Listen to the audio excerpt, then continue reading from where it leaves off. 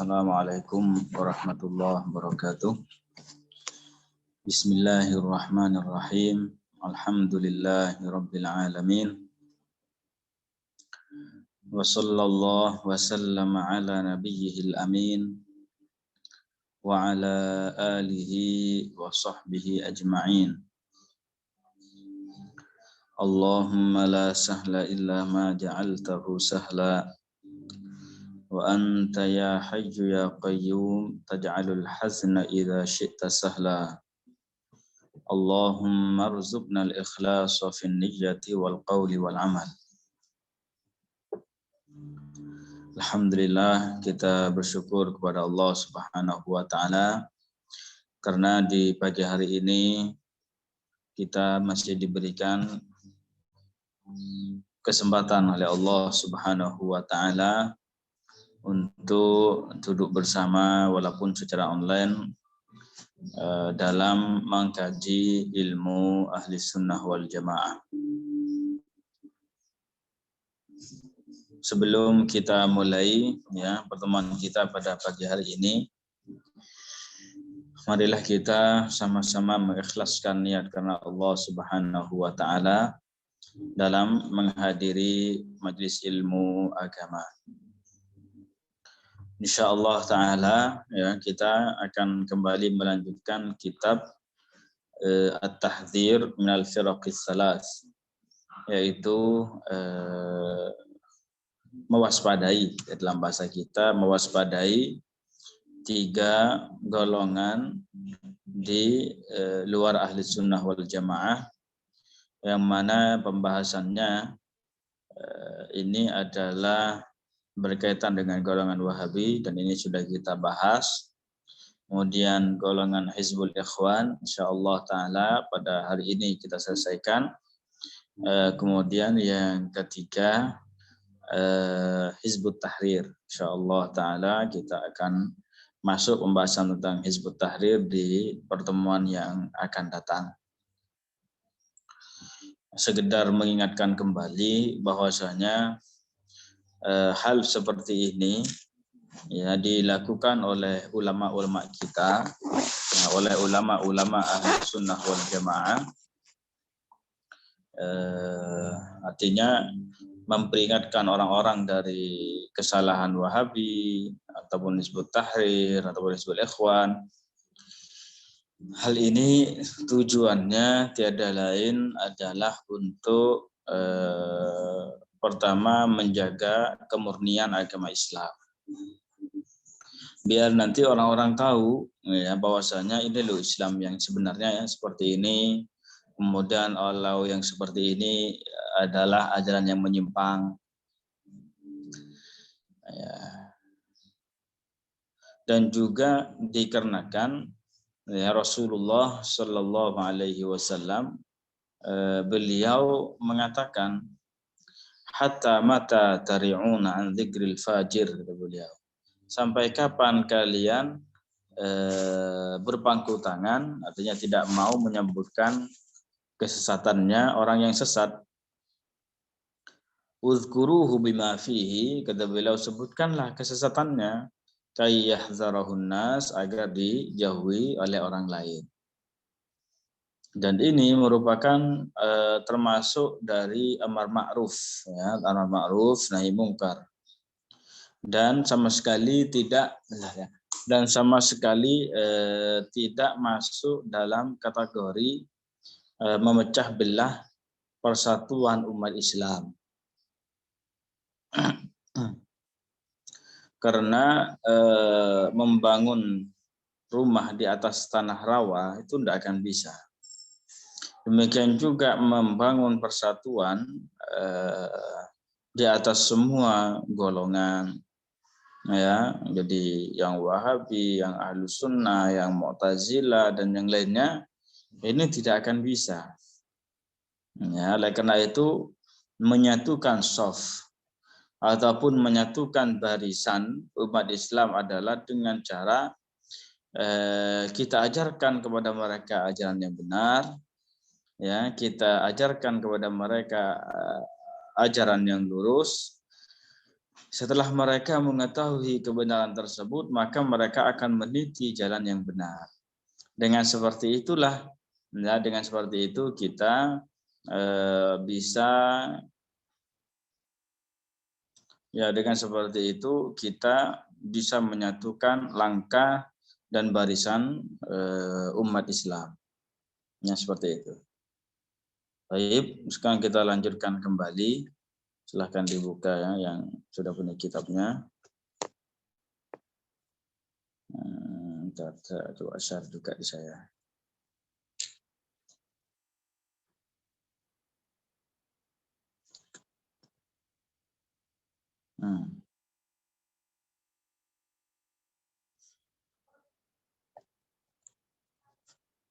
Nah, ini kita kemarin sampai di sini. Mana sudah? Ya, jadi kemarin kita sudah menyebutkan bahwasanya penafsiran firman Allah Ta'ala, wa man lam yahkum bima anzalallahu faulaika humul kafirun. Penafsiran yang datang dari sahabat Rasulullah itu ada dua. Ya, penafsiran tentang ayat ini yang datang dari sahabat Rasulullah itu ada dua penafsiran. Yang pertama adalah penafsiran yang dilakukan oleh Ibnu Abbas dengan menyatakan bahwasanya yang dimaksud dalam ayat ini adalah bahwasanya orang yang tidak menghukumi dengan hukum Allah, ya, orang yang tidak menghukumi dengan hukum Allah, maka orang tersebut terjatuh dalam dosa besar. Jadi yang maksud dengan kufur di sini adalah kufrun duna kufrin, yaitu kekufuran di bawah kekufuran.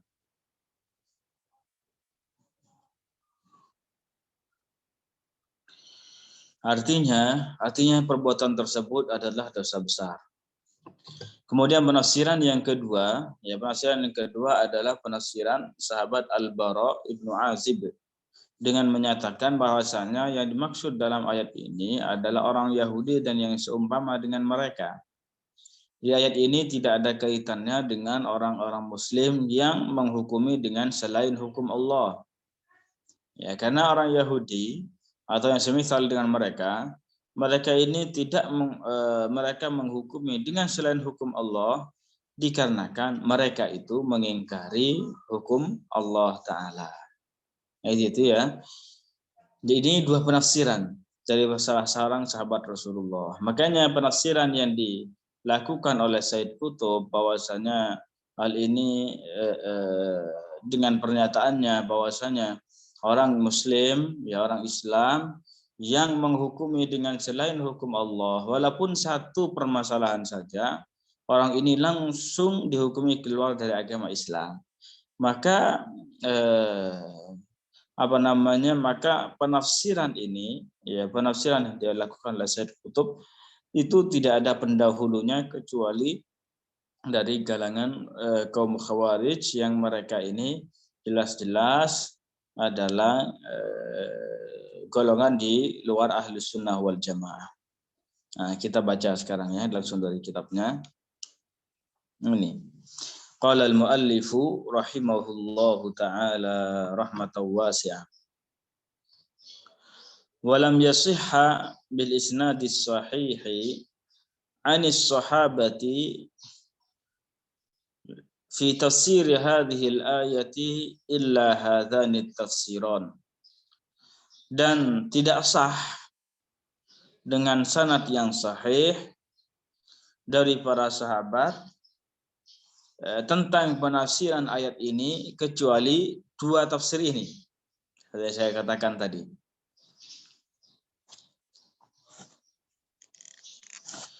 Tafsiru Abdullah bin Abbas, yang pertama adalah tafsir Abdullah bin Abbas radhiyallahu anhuma. Wa tafsirul Bara'i, dan juga tafsir sahabat Al-Bara ibn Azib, ya, radhiyallahu anhu. Wa ala dzalika, dan di jalan itu daraja ulamaul Islam, para ulama Islam menempuhnya. Artinya para ulama Islam mengikuti dua penafsiran ini. Ila qaribim min muntasafi al-qarnir rabi'a asyar, sampai hampir ya dari pertengahan abad ke-14 Al-Hijri. Ya, jadi para ulama Islam itu dari dulu mengikuti penafsiran Ibnu Abbas sama penafsiran Al-Bara. Ya, terus mereka melakukan hal itu sampai datanglah ini hampir pertengahan abad ke-14 Hijriah. Thumma zahara hadzal rajulu sayyidu qutbin fi Misr. Kemudian nampaklah orang laki-laki ini yang bernama Sayyid Qutb di Mesir. Nanti ya tentang Sayyid Qutb itu siapa di bawah dijelaskan. Fa'amila tafsiran lil Quran. Mereka ya bizamihi, yang menurut dia itu mengarang sebuah tafsir Al-Quran yang sudah saya sebutkan namanya ya pada waktu itu. Dia kasih nama Fi Zilalil Quran, di bawah naungan Al-Quran, itu judulnya. Dan ini sudah banyak tersebar di Indonesia, bahkan sudah diterjemah ke dalam bahasa Indonesia. Nah, diterjemah ke dalam bahasa Indonesia.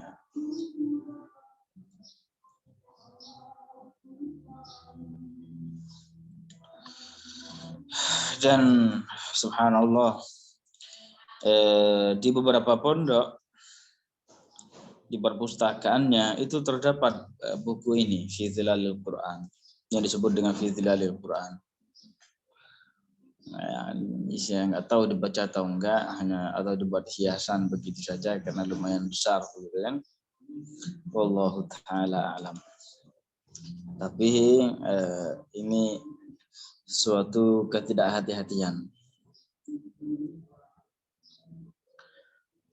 Beliau mengatakan bahwa fa'amila tafsiran lil Quran. Maka mereka melakukan, maka dia itu mengarang sebuah tafsir Al-Quran. Yukaffiru fihi man hakama bi ghairil Quran. Dalam tafsir ini ia mengkafirkan orang yang menghukumi dengan selain Al-Quran walau fi mas'alatin wahidah, walaupun dalam satu permasalahan.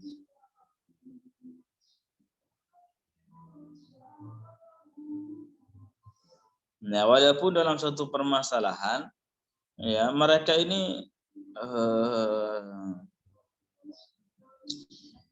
katanya apakah ada satu orang yang menghukumi dengan hukum Al-Quran selain Al-Quran, walaupun hanya satu permasalahan saja, itu sudah dihukumi keluar dari agama Islam. Tidak peduli mau itu dikarenakan sogoan atau kekerabatan ataupun pertemanan, tidak peduli itu. Pokoknya ya kalau ada yang menghukumi dengan selain hukum Al-Quran, walaupun satu masalah saja, ya dia dihukumi keluar dari Islam. Walaupun dalam permasalahan-permasalahan yang lain dia itu masih menghukumi dengan hukum Al-Quran. Ya, contohnya gitu. Kata mereka seperti itu, aima hukmihi bisyar'i fi sa'iril ahkam. Artinya walaupun dia itu menghukumi, memakai hukum syara, ya, walaupun dia memakai hukum syara di semua permasalahan hukum. Ada satu saja yang dia menghukumi dengan hukum dengan selain hukum Allah Ta'ala, tetapi yang lainnya itu menghukumi dengan hukum Allah, walaupun seperti itu dia dihukumi keluar dari Islam. Wa yukaffiru ra'iyata zalikal hakim, dan ia juga mengkafirkan masyarakat yang hidup di bawah pemerintah tersebut. Nah, cuma kita sudah jelaskan dulu ya, bahwasanya orang yang menghukumi dengan selain hukum Allah itu kan diperinci. Ya, saya ulangi sekali lagi, jika dia itu menganggap hukumnya lebih baik dari hukum Allah, maka dia keluar dari Islam. Jika dia menganggap hukumnya itu sama dengan hukum Allah, rata sama rata dengan hukum Allah, maka dia juga hukumnya keluar dari Islam. Kemudian yang ketiga, ya jika dia itu jika dia itu menghukumi dengan selain hukum Al-Quran, tetapi dia itu tidak menganggap hukumnya lebih baik, tidak menganggap hukumnya rata, sama, tidak mengingkari hukum Allah, maka orang ini tidak dihukumi keluar dari Islam, ya, walaupun dia memang terjatuh dalam perbuatan dosa besar. Artinya diperinci. Kalau Said Qutb dan pengikutnya tidak diperinci. Pokoknya, ya, kalau menghukumi dengan selain hukum Al-Quran, langsung dihukumi keluar dari Islam. Makanya kalau di mereka itu, kalau kita pernah ketemu dengan mereka atau sering ngobrol atau diskusi, itu mereka itu apa? Kayak polisi-polisi, ya, tentara-tentara, mereka itu menyebut mereka sebagai tauhid. Ya, jadi polisi-polisi itu mereka sebut sebagai tauhid.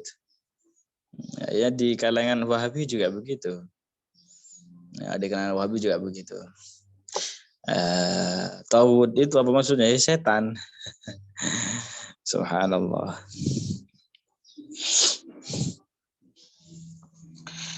Kemudian ya kita lanjutkan, wal yauma la yujadu fil biladil islamiyyati hakimun illa wa yahkumu bi ghairi syar'i fi qadaya katsira.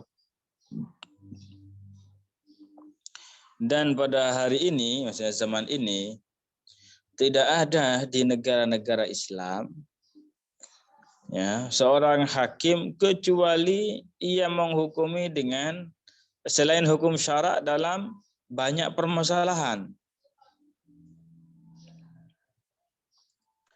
Ma hukmihim fi iddati masaila bisyar'i. Ya, walaupun memang mereka menghukumi dalam beberapa permasalahan dengan hukum syarak. Contohnya gimana? Fit tolak, dalam masalah tolak, wal miras, hukum waris, wan nikah, dalam juga masalah nikah, wal wasiyati, dan juga tentang wasiat.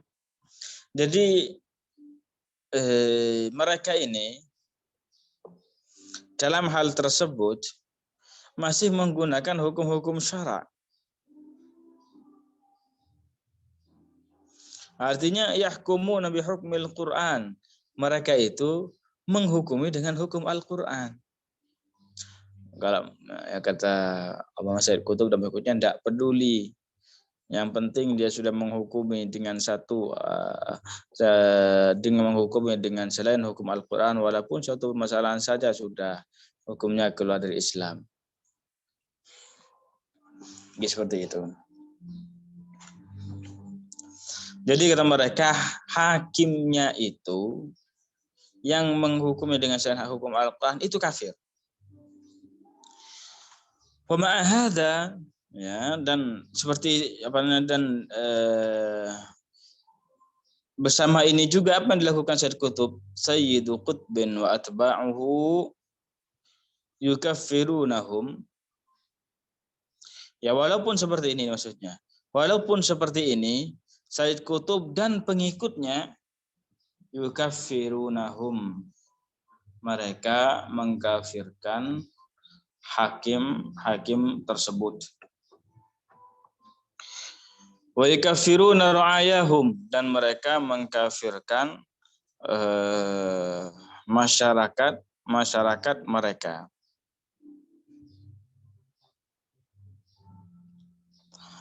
Wa yastahilluna qatlahum, dan mereka menghalalkan pembunuhan mereka.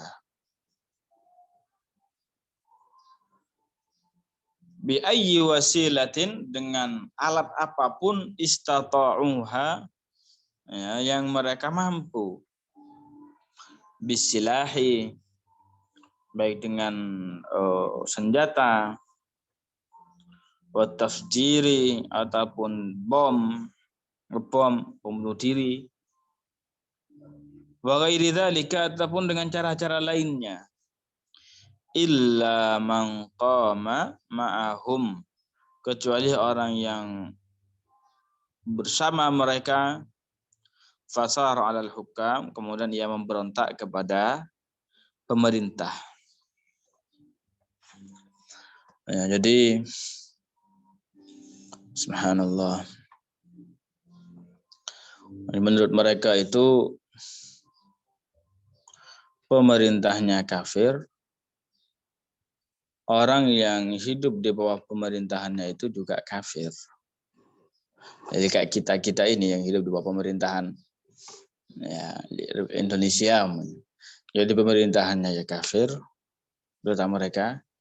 Kemudian kitanya ini, kata mereka, juga kafir, karena kita hidup di bawah pemerintahan orang yang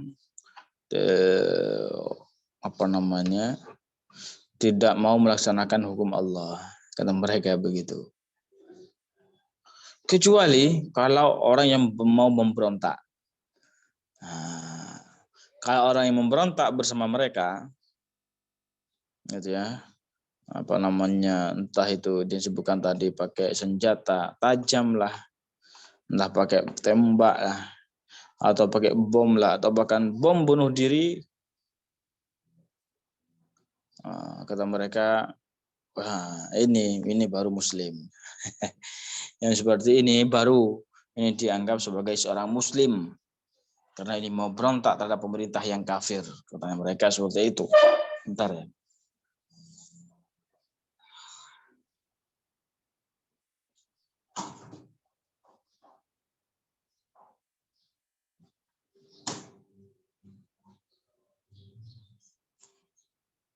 Kemudian mereka menamai bom bunuh diri yang banyak dilakukan oleh orang-orang radikal. Oh, itu istishhad.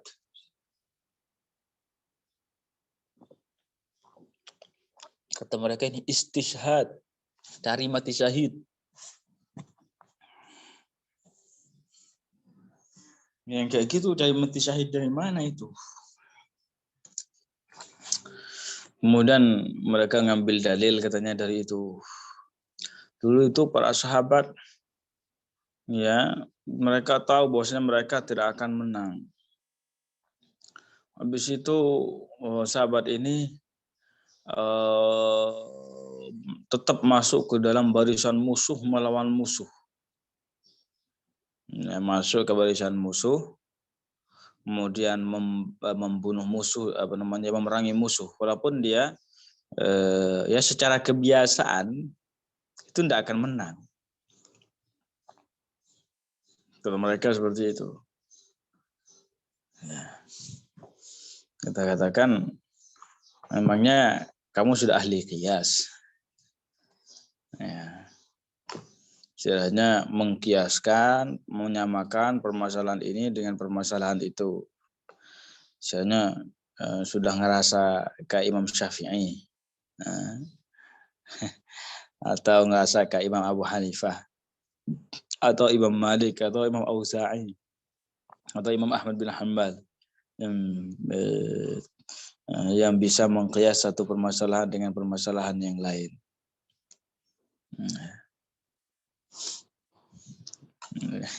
Saya apa jenenge ya baca Al-Qur'an, mengtafsir Al-Qur'an, bukan tafsir Al-Qur'an tapi terjemahan Al-Qur'an. Intinya jadi tidak bisa disamakan. Ya, tidak bisa disamakan antara bom bunuh diri dengan yang dilakukan oleh para sahabat itu. Bom bunuh diri itu gimana? Sudah mesti hancur itu. Misalnya sebuah kebiasaan mati itu orang yang pakai bom itu, badannya semuanya penuh dengan bom itu. Beda dengan sahabat itu enggak pakai bom itu, hanya memang pakai tangan, pakai tangan, pakai pedang, begitu beliau masuk ke barisan musuh, kemudian memerangi musuh. Ya, itu bisa jadi ya selamat itu.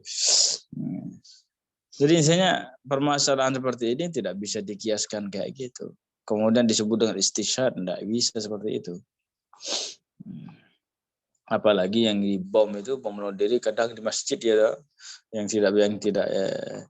tidak sepaham dengan mereka.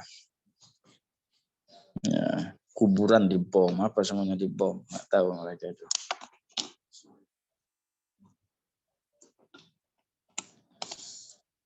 Taib. Hanya istilahnya, dan kebanyakan memang orang yang terpengaruh dengan mereka itu ya orang-orang yang tidak berilmu. Nah, istilahnya yang kalau sekarang apa namanya orang-orang yang mau hijrah, nggak tahu hijrahnya kemana. Hijrah kepada yang baik itu bagus. Bukan berarti kemudian hijrah kemudian ya, kayak tobat begitu bisa mihi, kemudian setelah itu ngebom sembarangan atau bom bunuh diri. Tidak kayak gitu. Baik, kita lanjutkan. Walaisa, saya ke ataskan dulu ini yang balik atas biar mudah. Walaisa li sayyidi qutbin salafun fi dzalika illa al-khawarijah. Dan Said Qutb tidak mempunyai pendahulu dalam masalah ini kecuali golongan Khawarij. Fa innahum kanu yukaffiruna al-muslimah. Ya, karena sesungguhnya mereka itu mengkafirkan orang-orang muslim.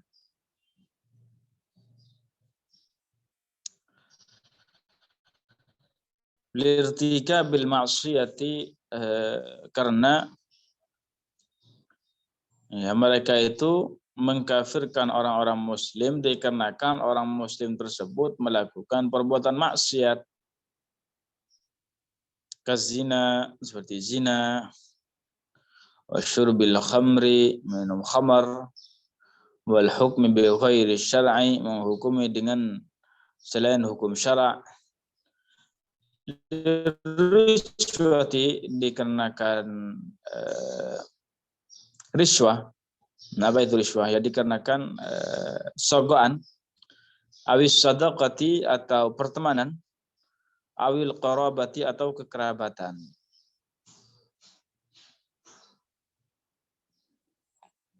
Jadi seperti itu. Jadi pendahulunya Said Qutb dan pengikutnya Sul Ikhwan itu adalah ya orang-orang Khawarij seperti yang kita sebutkan tadi. Yang punya pertanyaan ditulis di ruang chat aja ya. Fa Sayyidu Qutbin, maka Sayyid Qutb kana 'asha 'ala al-ilhadi 11 sanatan. Ya, Sayyid Qutb itu hidup dalam ateis.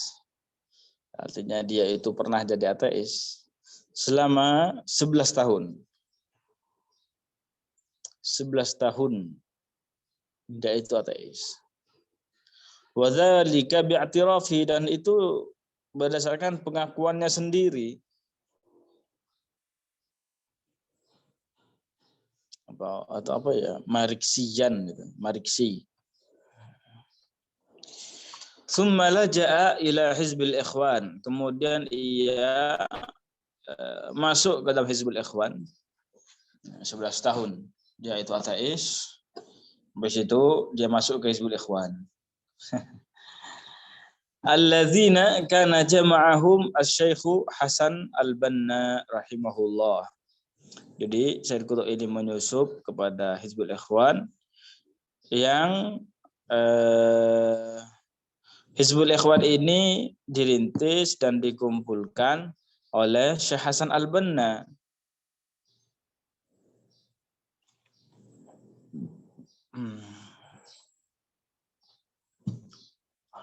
Summa fi hayati Hasan al-Banna, kemudian di masa hidupnya Syekh Hasan al-Banna, inharafa Sayyidu Qutbin wa akharun. Sayyid Qutb dan beberapa orang lainnya menyempal, ya, berbelok, berpaling an manhajihi allazi kana manhajan salima, dari manhaj Hasan al-Banna yang merupakan manhaj atau jalan beragama saliman yang selamat, yang lurus. Jadi yang ajaran yang dibawa oleh Syekh Hasan al-Banna itu ajaran yang benar. Ya, di masa hidupnya Syekh Hasan al-Banna aja, Sayyid Qutb itu sudah nyeleweng. Dan pengikutnya juga nyeleweng, pengikut Sayyid Qutb maksudnya. Sedangkan manhaj yang dibawa, ajaran yang dibawa oleh Syekh Hasan al-Banna itu ada ajaran yang benar. Laisa fihi takfirul muslimi idza hakama bi ghairi syar'i. Ya, tidak terdapat dalam manhajnya ajaran Syekh Hasan al-Banna bahwasanya seorang muslim dikafirkan apabila ia menghukumi dengan selain hukum syara'. Nah, artinya seperti yang saya bilang, dari yang sering saya bilang bahwasanya dalam masalah ini ada perinciannya, tidak serta-merta langsung dikafirkan semuanya. Fa'alima Syekh Hasan bin hirafihim, maka kemudian Syekh Hasan al-Banna mengetahui penyelewengan Sayyid Qutb ini. Sehingga apa? Faqala, sehingga Syekh Hasan al-Banna mengatakan, haula ilaisu ikhwanan, mereka itu bukanlah dari kalangan ikhwan, walaisu muslimin, dan mereka itu bukan dari kalangan umat Islam.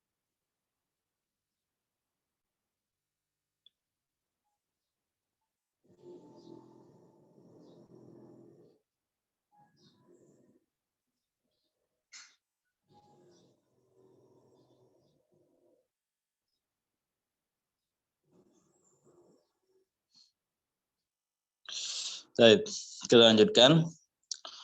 Waqad dzakara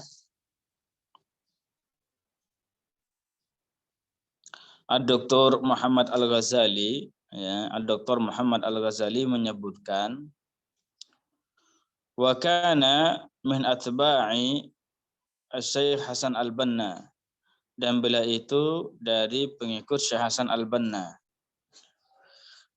Bentar ya, saya matikan dulu.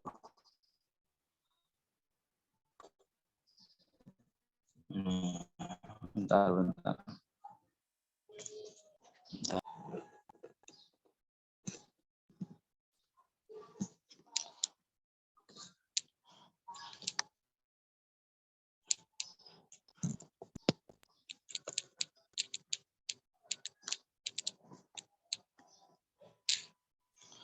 Nah, bentar.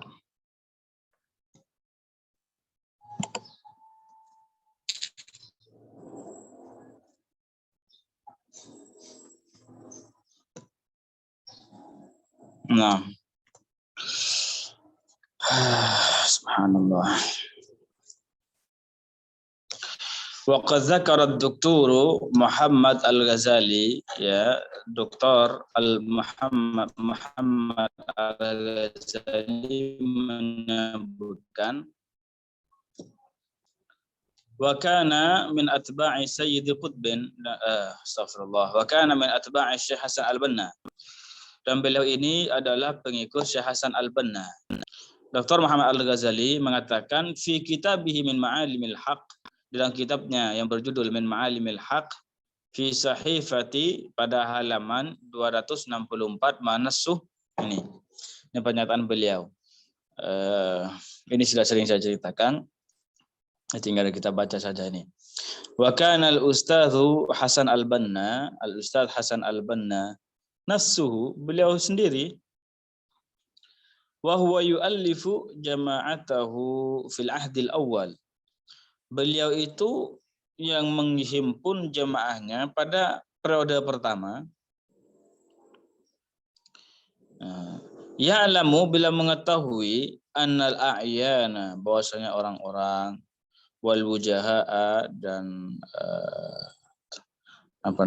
tokoh-tokoh, wa tullab at-tasliyatil ijtimaiyah, dan orang-orang yang mencari hiburan sosial, alladzina yakthuruna fi hadhihi tashkilat, yang mereka banyak, ya, dalam keragaman ini, yang mereka yang disebutkan ini, la yasluhuna li awqatil jid, mereka itu tidak pantas untuk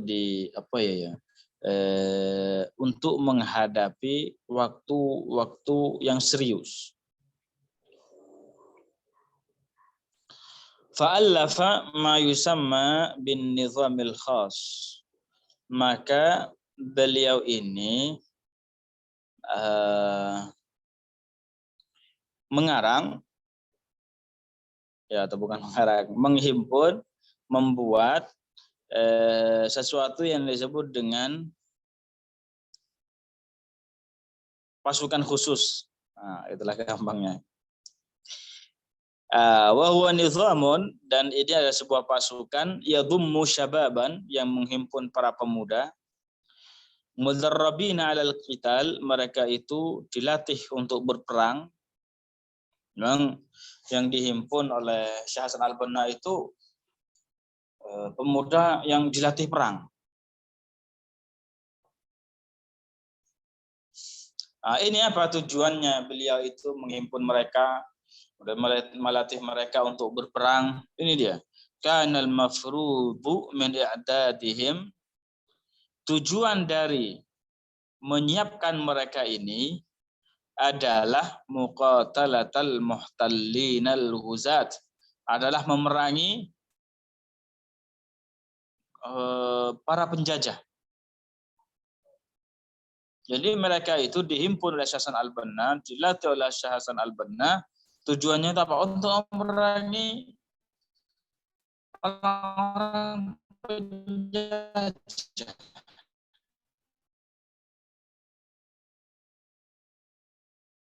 Itu tujuannya. Tapi ternyata apa? Dan pemuda-pemuda tersebut menjadi syarrun wabilan alal jamaah, yang menjadi keburukan yang besar terhadap jamaah, ya, perkumpulan itu. Fima ba'd, di kemudian hari. Makanya apa yang terjadi? Faqad qatala ba'dhum ba'dha. Ya, mereka saling membunuh. Wa tahawwalu ila adati takhribin, dan mereka berpaling menjadi alat perusak, wa irhabin, dan teroris, fi yadi man la fiqha lahum fil Islam, ya, di bawah pimpinan orang yang tidak mempunyai pemahaman Islam. Itu Sayyid Qutb maksudnya. Wala ta'wil ala idrakim lis-salihil am, dan juga tidak mempunyai dan tidak bisa dijadikan panutan dalam pengetahuan mereka terhadap kemaslahatan umum. Wa qad qala Hasanul Banna fihim, Syekh Hasan Al-Banna telah berkata tentang mereka qabla ayyamut, sebelum Syekh Hasan Al-Banna meninggal. Makanya di sini kita bilang tadi, Syekh bilang tadi bahwasanya penyelewengan Said Qutb dan pengikutnya ini terjadi ketika Syekh Hasan Al-Banna masih hidup. Lah, ketika Syekh Hasan Al-Banna tahu bahwasanya mereka ini nyeleweng, Syekh Hasan Al-Banna bilang apa? Innahum laisu ikhwana, mereka itu bukanlah dari kalangan ikhwan, walaisu muslimin, dan mereka itu bukan dari kalangan umat Islam. Oh, ini lumayan banyak ini.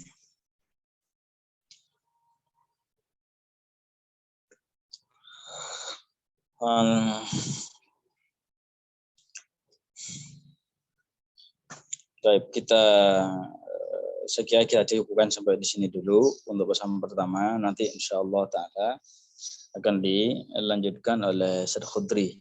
Ya. Sebelum kita tutup, jika teman-teman ada yang punya pertanyaan, dipersilahkan.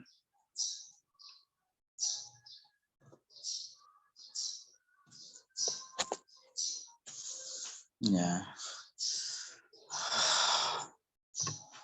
Kalau di Indonesia itu yang Hizbul Ikhwan itu apa kalau di Indonesia?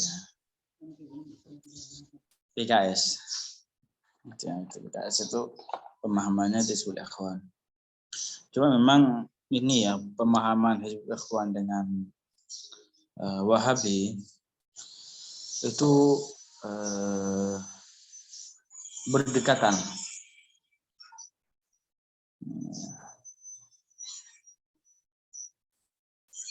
Karena seperti yang sering saya bilang waktu itu terjadi perkawinan antara ajaran Wahabi dengan ajaran Hizbul Ikhwan.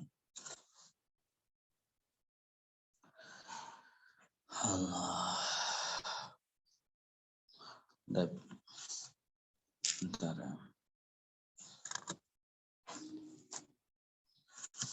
Dan di Indonesia ini menjadi ladang yang subur buat mereka.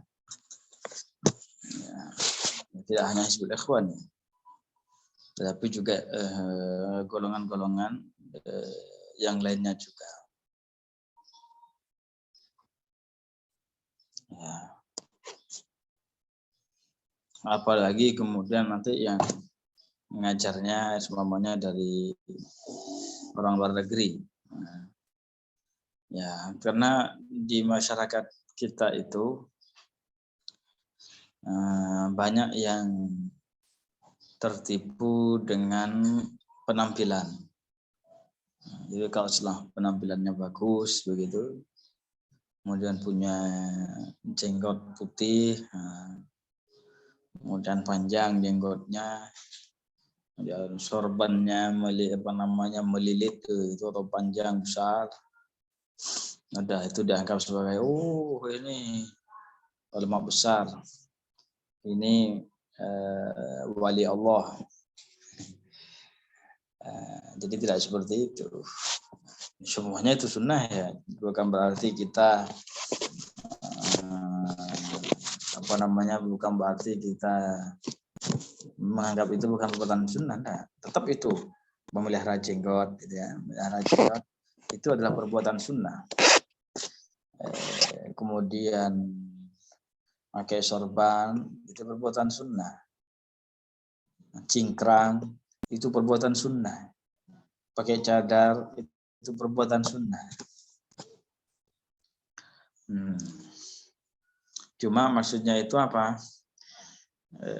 Jangan kita kayak kebanyakan orang pokoknya sudah menilai seseorang itu dari zahirnya saja. Dari zahirnya sudah wow begitu, kayak mantap begitu, langsung dah ini wali Allah Pak ente. Ente ini masih kata mereka masih bau kencur. Masih banyak dia makan garam. Jadi seperti itu. Subhanallah. Baik, nah mungkin kita Ustaz Khadri sudah bergabung dengan kita. Nah, untuk sesi pertama kita cukupkan sampai di sini dulu. Kita tutup sesi pertama dengan bacaan tahlil, selawat dan istighfar. La ilaha illallah. Allahumma sholli ala sayyidina Muhammad wa ala Rabbi ufirli wa liwalidayya wa lil mu'minina wal mu'minat. Alhamdulillahi rabbil alamin. Barakallahu fikum wa ahsanallahu ilaikum wa jazakumullahu anna kulla khair.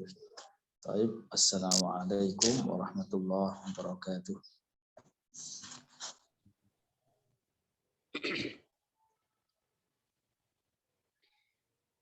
Assalamualaikum warahmatullahi wabarakatuh. Alhamdulillahi rabbil alamin. Lahu ni'matu wa lahu al-fadlu wa lahu as-sana'ul hasan. Salawatullahi al-barrir rahim wal malaikatil muqarrab. Sayyidina Muhammad wa ala alihi wa ashabihi at-tayyibin at-tahirin. Allahumma la sahla illa ma ja'altahu sahla wa anta ya hayyu ya qayyum taj'alul hazna idza syi'ta sahla. Allahumma 'allimna ma yanfa'una wanfa'na bima 'allamtana wa zidna 'ilman ya akramal akramin. Allahumma rzuqna al-ikhlasa fi an-niyyati wal qawli wal 'amal wa na'udzu bika min hali ahli an-nar.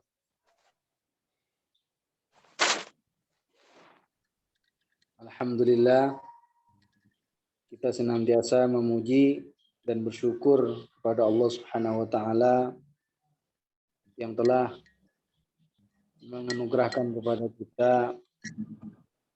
nikmat yang tak dapat satupun di antara kita untuk menghitungnya, dengan taufik dan rahmat Allah Subhanahu wa taala yang mengiringi kita, di mana pada sesi kedua ini dan pada hari ini masih bisa mengikuti kegiatan ini.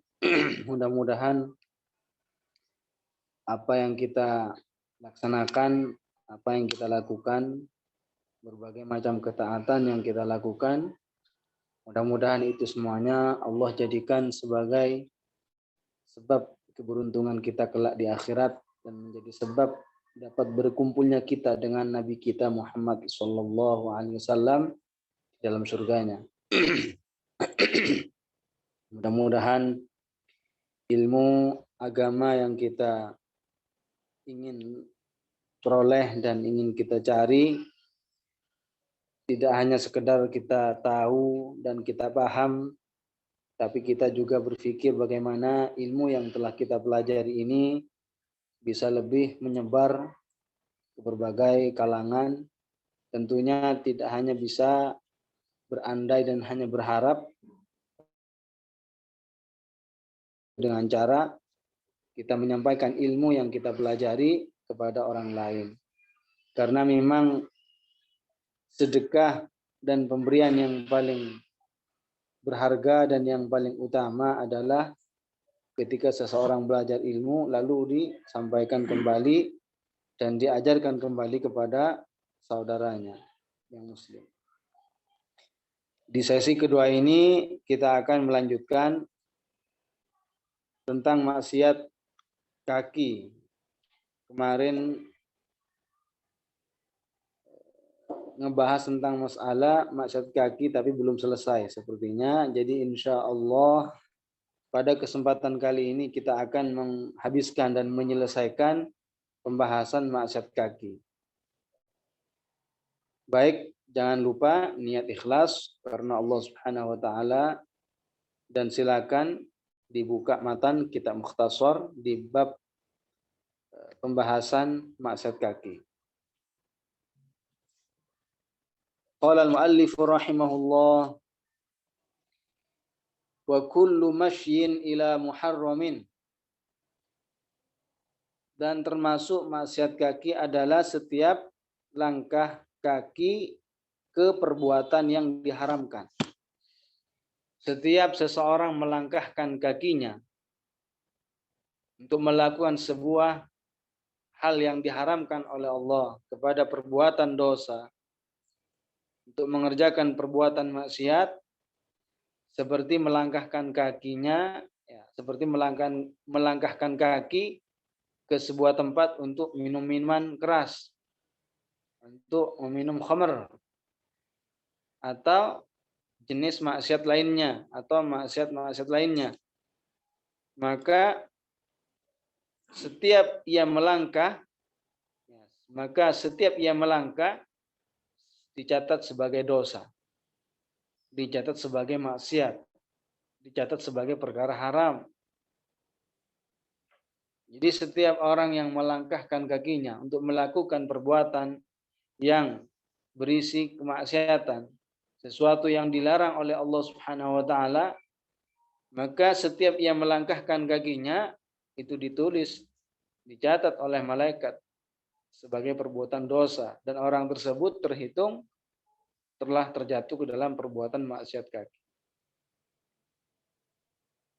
Karenanya kalau kita diberikan nikmat berupa kaki, janganlah gunakan kaki tersebut, janganlah ia gunakan kakinya kecuali ia gunakan dalam melakukan perkara yang diizinkan, diperbolehkan oleh Allah Subhanahu wa taala. Karena itu adalah salah satu bentuk ia bersyukur kepada Allah dengan syukur yang wajib, yaitu tidak menggunakan pemberian Allah Subhanahu wa taala dalam berbuat maksiat kepada Allah. Itu. Jadi orang yang berjalan untuk melakukan perkara haram, maka orang tersebut telah terhitung terjatuh ke dalam perbuatan maksiat kaki. Wa takhullufin an wajibin. Dan setiap melangkahkan kaki untuk meninggalkan perkara yang diwajibkan. Jadi setiap melangkahkan kaki, jadi setiap seseorang yang melangkahkan kakinya dalam rangka meninggalkan atau tidak melakukan perkara wajib, maka orang tersebut terhitung terjatuh ke dalam maksiat kaki.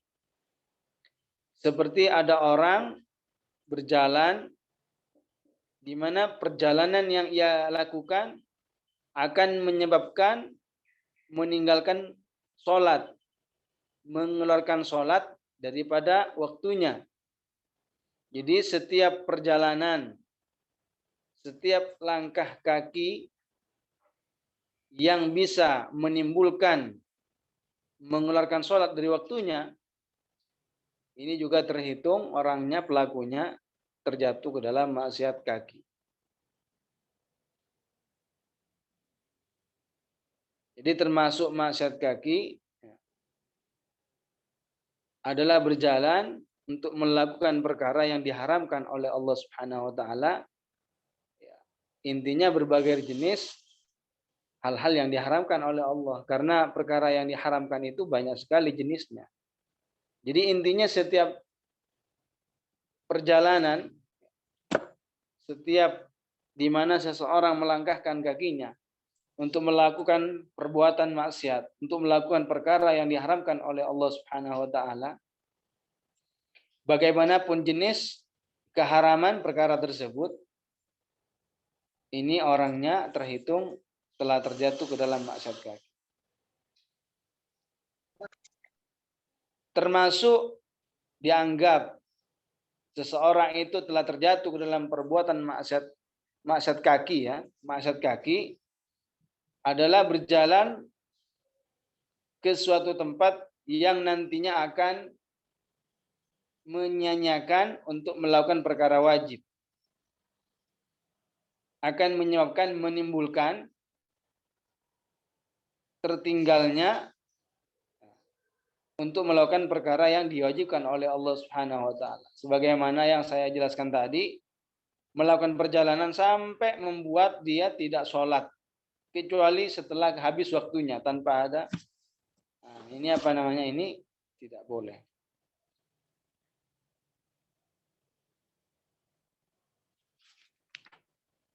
Allah Subhanahu wa taala berfirman dalam Al-Qur'an, "Ya ayyuhalladzina amanu la tulhikum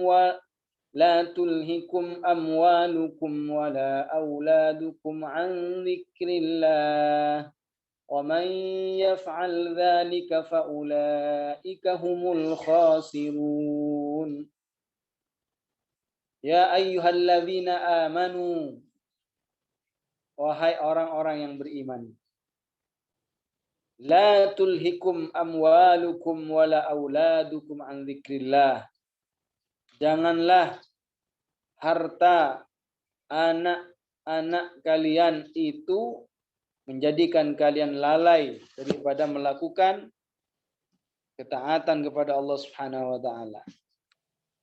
Melakukan perkara yang wajib. Jadi jangan sampai harta, anak, itu semua jangan sampai menjadi penyebab lalainya seseorang dari melaksanakan perkara wajib, dari melaksanakan perkara yang diwajibkan oleh Allah Subhanahu wa taala. Lalu Allah mempertegas, wa may yaf'al dzalika, dan barang siapa yang mengerjakan hal tersebut, fa ulaika humul khasirun, maka mereka adalah orang-orang yang merugi.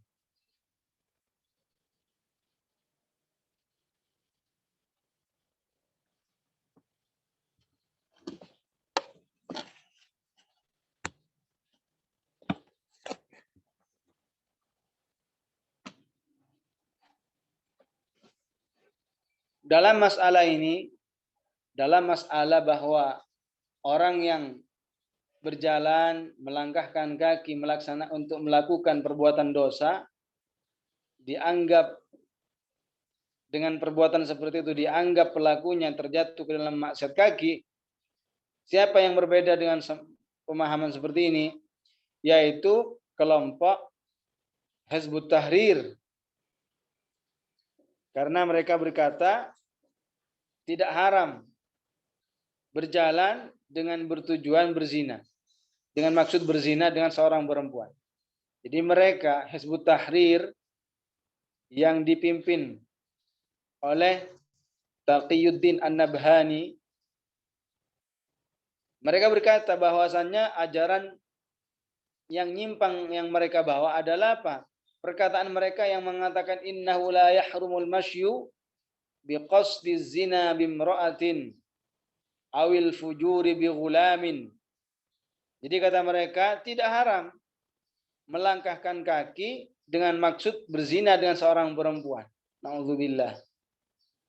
Na'udzubillah, ini adalah sungguh jelas merupakan pemahaman yang keluar daripada ajaran Rasulullah. Ini jelas keluar dari apa yang telah disepakati oleh para ulama. Awil fujuri bi ghulamin, juga mereka berkata bahwasannya tidak haram berjalan melangkahkan kaki dengan apa? Dengan maksud melakukan perkara bejat. Dengan maksud melakukan perbuatan yang bejat dengan seorang remaja. Jadi apa namanya? Ini juga adalah pemahaman yang menyimpang. Apa yang mereka katakan, apa yang mereka nyatakan, orang-orang Hizbut Tahrir, jelas ini adalah bertentangan dengan apa yang dikatakan oleh para ulama. Jadi kata mereka, Hizbut Tahrir itu memahami bahwa hanya akan terjatuh ke dalam perbuatan maksiat ketika mereka benar-benar melakukannya. Jadi kalau hanya sebatas berjalan, katanya tidak terhitung dan tidak dianggap pelakunya terjatuh ke dalam perbuatan maksiat. Yang dianggap dan dicatat sebagai perbuatan dosa yang melakukan saja. Perbuatan zina. Bukan berjalan bermaksud berzina, bukan, kata mereka. Dan perkataan mereka ini jelas menyimpang bertolak belakang dengan hadis Rasulullah Shallallahu Alaihi Wasallam yang diriwayatkan oleh Imam Al-Bukhari.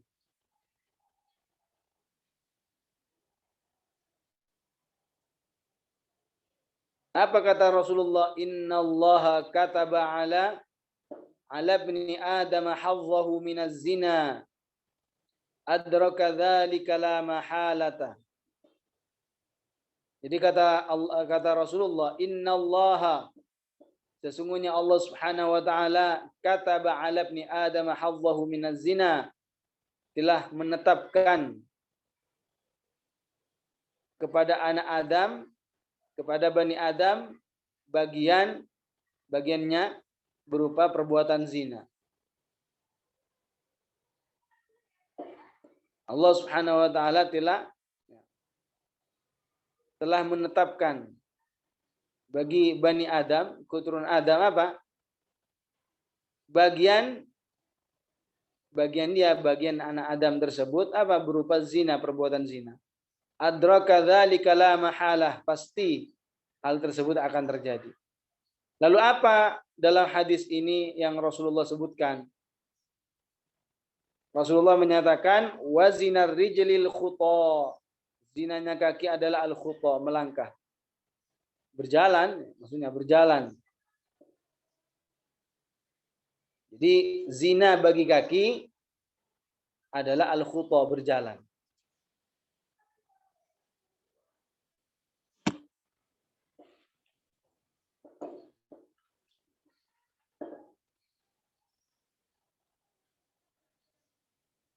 Jadi jangan sampai ketipu. Jangan sampai kita mudah tertipu karena mereka sering pakai simbol-simbol Islam. Mereka berkedok mengatasnamakan Islam. Mereka mengaku sebagai Muslim. Mereka mengaku sebagai orang yang berpaham aswaja misalnya. Jangan sampai kita tertipu. Kenapa? Karena mereka hakikatnya sangat membahayakan.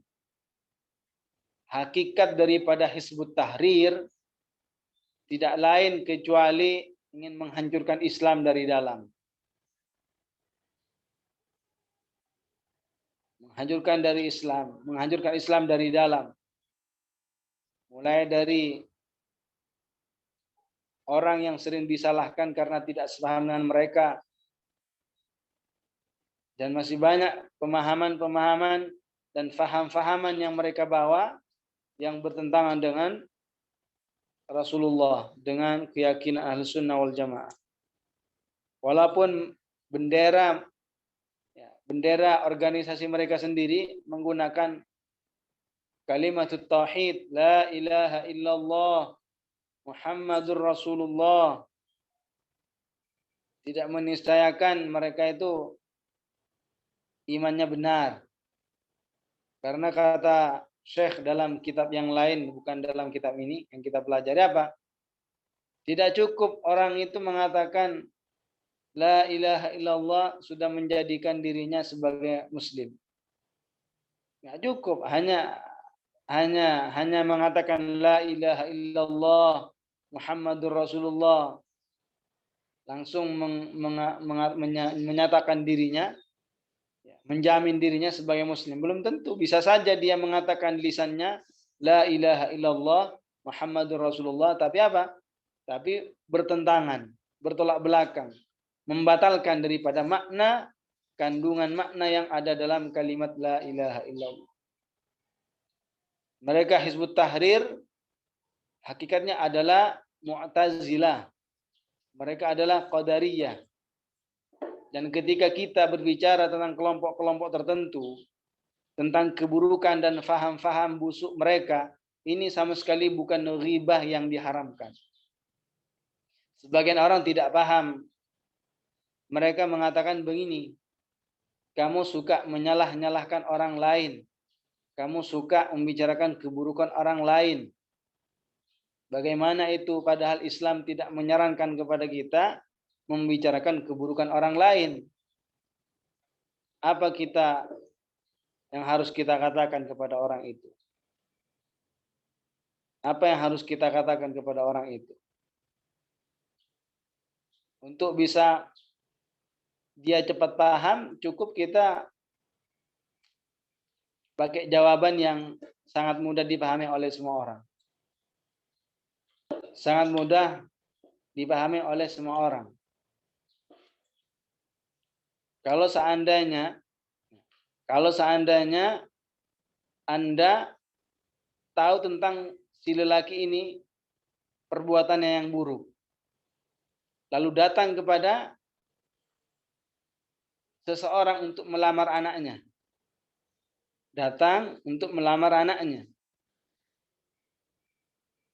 Orang ini yang datang untuk melamar ini adalah orang yang tidak baik dari segi akhlaknya, karena suka melalaikan perintah Allah Subhanahu wa taala. Maka apa tugas yang tahu ini? Apakah membiarkan atau ngasih tahu kepada walinya? Pasti dia akan seharusnya apa? Seharusnya memberitahu kalau itu adalah sesuatu yang tidak ridho kalau seandainya terjadi bagi dirinya sendiri. Jadi kalau seandainya ada orang datang kepada saya untuk melamar anak saya. Kemudian teman saya tahu perilaku buruk orang yang ingin melamar anak saya. Apa haknya teman saya itu? Yaitu memberitahu kepada saya bahwasanya itu bukan orang yang baik, bukan perilaku yang orang-orang yang baik. Begitu juga kalau kita tahu tentang seseorang yang berakidah salah, berakidah tajsim, berakidah yang menyimpang daripada ajaran Ahlussunnah wal Jamaah, lalu kita tahu ternyata ada orang ingin belajar kepada orang tersebut, maka wajib bagi kita untuk ngasih tahu agar dia tidak belajar kepada orang yang sesat itu. Jadi kalau kita punya teman kita itu pergi ke seseorang yang berfaham di luar Ahlussunnah wal Jamaah, maka wajib bagi kita ngasih tahu biar dia tidak belajar kepada orang yang berfaham tajsim itu, orang yang berfaham akidah yang salah itu.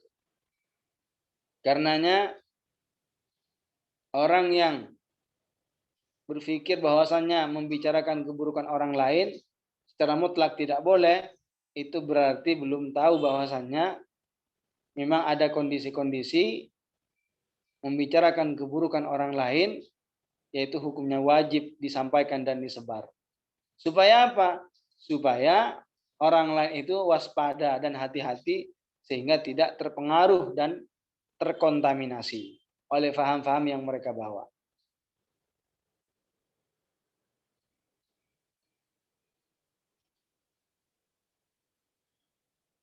Kata Rasulullah dalam hadisnya, ila mata tari'una an dzikril fajir udhkuruhu bima fihi hatta yahdahu nas.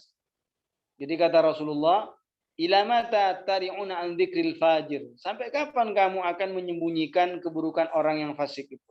Sampai kapan? Udhkuruhu, sebutlah, kabarkan, jelaskan kepada orang lain itu. Hatta yahdarahun nas, sehingga orang lain berhati-hati. Jadi kalau kita membicarakan Hizbut Tahrir, dia fahamnya begini, kita sama sekali tidak terhitung sebagai orang yang telah terjatuh ke dalam perkara haram karena menebar isu. Enggak. Ini malah justru dalam rangka menyelamatkan umat supaya mereka tidak terperangkap paham-paham mereka. Kalau kita membicarakan tentang kelompok Wahabi, bahwa mereka itu fahamnya begini. Ini sama sekali bukan kita memecah umat. Bukan berarti kita dituduh sebagai orang yang memecah umat. Bukan. Ini dalam rangka apa? Dalam rangka agar orang-orang yang lain selain kelompok mereka supaya tidak terkontaminasi, supaya mereka itu tidak terpengaruh. Kalau tidak ada yang menyebarkan dan menjelaskan tentang pemahaman mereka, tentang faham-faham yang buruk yang mereka punya itu, orang lain akan menilai ini buktinya tidak ada yang mentahdir, tidak ada yang memberikan peringatan. Makanya Ali ibn Daqqaq mengatakan apa? As-sakitu 'anil haqqi syaitanun akhras. As-sakitu 'anil haqqi. Orang yang diam dari menyampaikan kebenaran itu ibarat setan yang bisu. Itu bukan pujian, itu celaan. Jadi kata Rasulullah, ila mata tari'una an dzikril fajir. Sampai kapan kalian itu menyembunyikan keburukan orang-orang yang fasik? Uzkuruhu.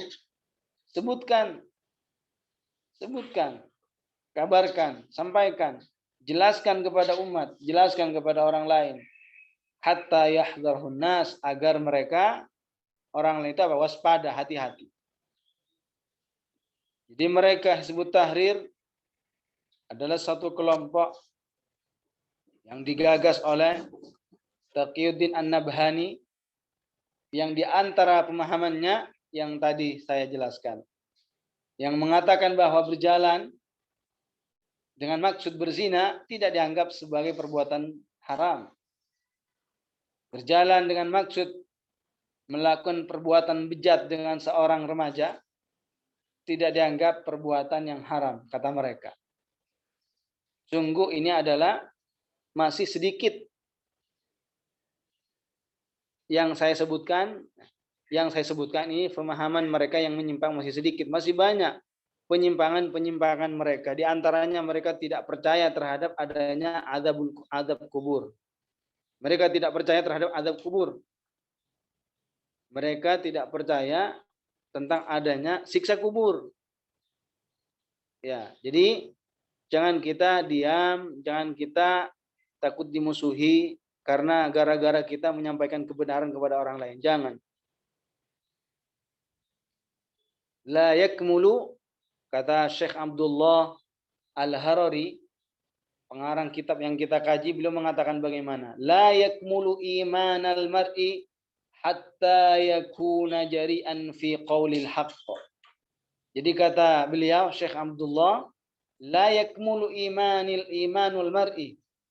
La yakmulu imanul mar'i, tidak akan sempurna iman seseorang hatta yakuna jari'an fi qaulil haqq, sehingga ia berani dalam menyampaikan kebenaran. Tidak akan sempurna. Harus kita menyampaikan sebuah kebenaran. Jadi la yakmulu imanul mar'i hatta yakuna jari'an fi qaulil haqq. Tidak akan sempurna iman seseorang hingga ia berani dalam menyampaikan kebenaran. Menyampaikan kebenaran, dijelaskan tentang paham-paham yang di luar kita, agar orang lain tidak terpengaruh dan tidak terkontaminasi. Dan perlu ditanam baik-baik dalam pikiran kita, dalam hati kita, bahwa kita kalau melakukan semacam ini, bahwa kita kalau seandainya memberikan peringatan kepada orang lain agar tidak terpengaruh dengan paham-paham mereka, ini sama sekali tidak akan mempercepat ajal kematian. Dan hal perbuatan semacam ini juga tidak akan menunda rezeki kita. Tidak akan memperlambat rezeki kita. Beliau Syekh Abdullah mengatakan, al-amru bil ma'rufi wan nahyu 'anil munkar la yuqaddimu ajalan wa la yuakhiru rizqa. Al-amru bil ma'ruf, ya, memerintah orang lain, mengajak orang lain untuk melakukan kebaikan, wan nahyu 'anil munkar, serta mencegah kemungkaran, mencegah orang lain dari melakukan kemungkaran, la yuqaddimu ajalan, tidak akan mempercepat, tidak akan menyegerakan datangnya ajal kematian. Wala yuakhiru rizqa, dan tidak akan memperlambat rezeki, tidak akan menunda rezeki. Khalid bin Walid adalah salah satu yang ditunjuk untuk menjadi panglima perang. Artinya sering pergi ke peperangan. Tapi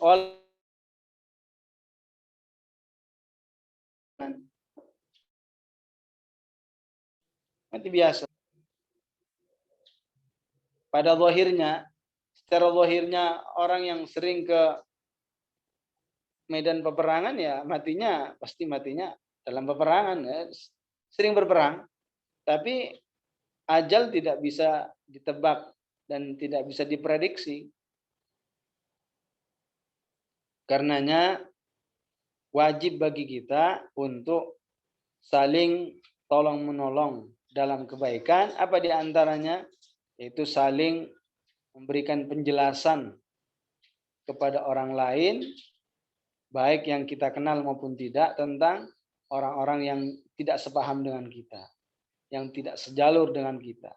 Ini kita lakukan tidak lain kecuali karena kita merasa sayang kepada mereka, karena kita merasa empati kepada mereka. Karena seandainya orang itu tidak kita kasih tahu dan mereka pun meyakininya seperti keyakinan mereka dan sampai pada batas kekufuran yang mereka yakini, di mana tempat selama-lamanya di neraka. Jadi apa yang mereka katakan bahwasannya orang yang berjalan dengan maksud berzina tidak dianggap perbuatan yang haram, ini jelas bertentangan dengan apa yang dinyatakan oleh Rasulullah dalam sebuah hadisnya, wazinar rijlil khuta. Zina kaki itu adalah al-khuta, melangkahkan kaki ya untuk melakukan perbuatan maksiat.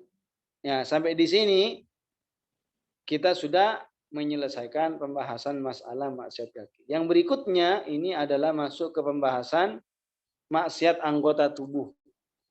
Maksiat anggota tubuh.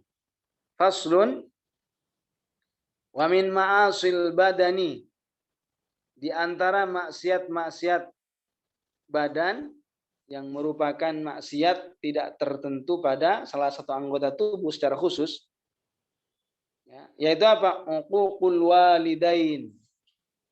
Termasuk maksiat badan adalah durhaka kepada kedua orang tua. Durhaka kepada kedua orang tua ataupun kepada salah satu mereka, kepada salah satunya, nggak mesti harus kepada kedua-duanya. Durhaka kepada kedua-duanya ataupun kepada salah satunya, sekalipun orang tua yang di atas. Artinya apa? Statusnya bukan hanya sebatas bapak tapi kakek atau di atasnya kalau masih ada.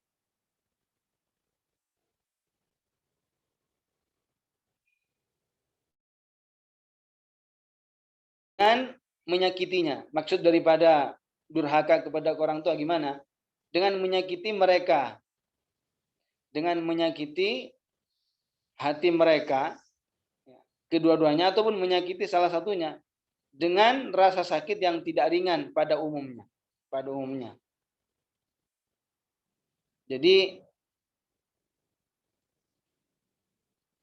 maksud daripada menyakiti dan durhaka kepada kedua orang tua, sebagian ulama Syafi'iyah menyatakan tentang definisinya, yaitu sesuatu di mana dapat menyebabkan kedua orang tuanya atau salah satunya apa? Tersakiti dengan rasa sakit yang tidak ringan pada umumnya. Ini kaedahnya yang secara umum ya. Jadi yang dimaksud dengan kata-kata durhaka itu gimana? Apa yang dimaksud dengan kata-kata durhaka? Durhaka maksudnya apa? Menyakiti kedua orang tuanya dengan rasa sakit yang tidak ringan pada umumnya, pada umumnya. Jadi termasuk durhaka kepada orang tua, termasuk durhaka kepada kedua orang tua yang terhitung dosa besar adalah ketika seorang anak tidak menafkahi kedua orang tuanya dengan nafkah yang wajib, tidak mau. Padahal mereka itu posisinya keduanya fakir. Jadi termasuk durhaka kepada kedua orang tua adalah ketika anak itu tidak memberikan nafkahnya, nafkah yang wajib. Sedangkan mereka itu dalam keadaan fakir, kedua-duanya. Orang tuanya fakir. Ini orang tersebut, anaknya itu terhitung ke dalam dosa, terhitung terjatuh ke dalam perbuatan maksiat badan, dan ini adalah dosa besar. Itu kalau fakir. Jadi kalau ada orang tua fakir, anaknya itu tidak memberikan nafkah yang wajib, maka anak ini terhitung telah terjatuh ke dalam perbuatan maksiat badan, yaitu apa? Maksiat karena durhaka kepada orang tua. Itu kalau fakir. Adapun apabila keduanya atau mereka berdua itu orang yang berkecukupan, apabila mereka itu orang tuanya, keduanya berkecukupan, maka tidak wajib bagi anaknya untuk memberikan nafkah. Enggak wajib. Fala yajibul infaqu alaihima, maka tidak wajib memberikan nafkah kepada keduanya. Tetapi apabila anak tetap memberikan nafkah kepada orang tuanya itu hanya merupakan kebaikan dan balas kebaikan. Karena dulunya telah membesarkan dan merawatnya dan segala macam. Jadi itu hanya sebatas merupakan mimbabil ihsan, ingin balas kebaikan orang tua.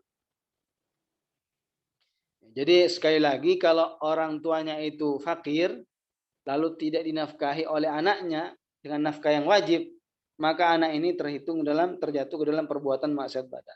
Nah sekarang kalau keduanya orang tuanya itu orang yang berkecukupan, maka nggak wajib memberikan nafkah, nggak wajib.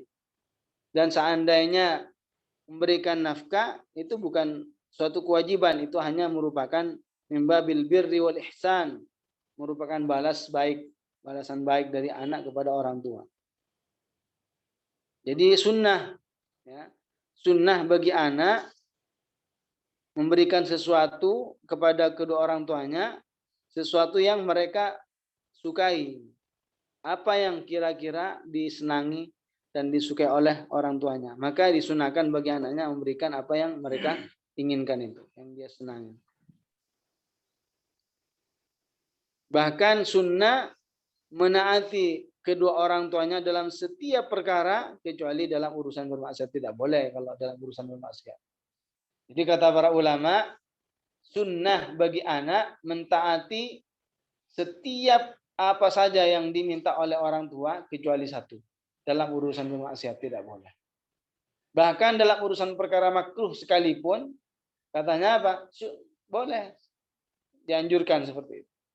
Artinya apa? Artinya kalau ada orang tua menganjurkan anak untuk melakukan perkara yang makruh,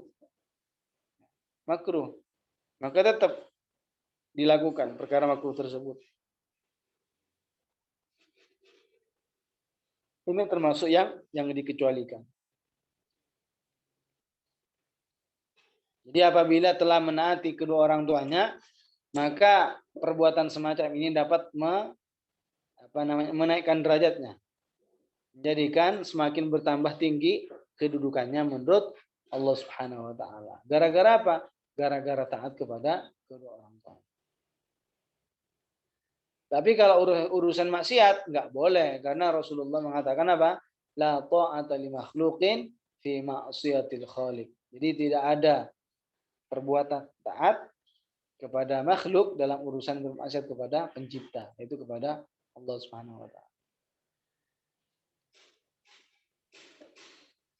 Allah Subhanahu wa taala berfirman, "Wa qadha rabbuka alla ta'budu illa iyyahu wa bil walidaini ihsana."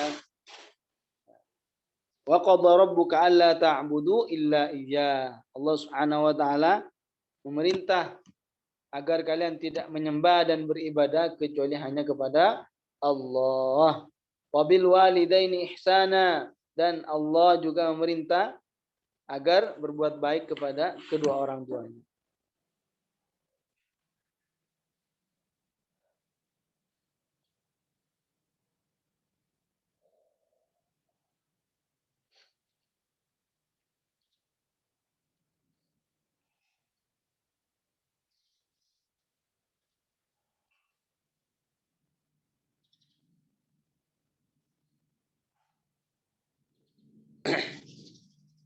Abdullah bin Abbas mengatakan begini, la tanfuq thawbaka fayusibahum al-ghubaru. Jangan engkau kibaskan kepakaianmu sehingga debu akan mengenai kedua orang tuamu. Jadi dari sangat apa? Dari sangat hati-hatinya. Artinya hati-hati dari sesuatu yang bisa menyakiti kedua orang tua. Jadi kata Abdullah bin Abbas, la tanfuq thawbaka fayusibahuma al-ghubar. Jangan engkau kibaskan pakaianmu sehingga apa? Debu akan mengenai kedua orang tuamu, kedua orang tua.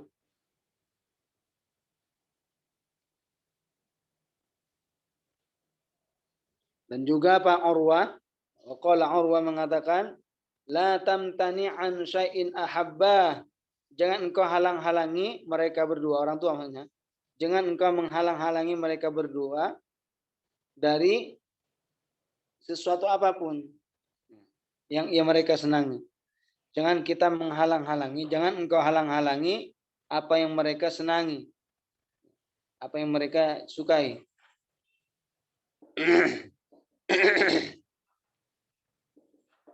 Apa kata Allah Subhanahu wa taala? Wala fala taqul lahumā uffin wa la tanharhumā. Fala taqul lahumā uffin. Fala taqul lahumā uffin. Jangan engkau berkata kepada kedua orang tuanya apa? Uff. Uff itu apa? Menggerutu, menggerutu. Mengatakan, menunjukkan makna gelisah, tidak suka. Kalimat uff itu ya biasanya tidak menunjukkan pada makna yang tidak dia sukai. Jadi dengan hal semacam itu, dengan perbuatan semacam itu saja tidak diperbolehkan, tidak dianjurkan. Maka bagaimana kalau ada orang memukul orang tuanya, menendang orang tuanya? Lebih parah itu daripada hal semacam ini. Jadi apa namanya? Jika saja orang mengatakan kepada orang tuanya adalah suatu larangan dari Allah Subhanahu wa taala, maka bagaimana dengan perbuatan yang lebih parah, lebih besar daripada kalimat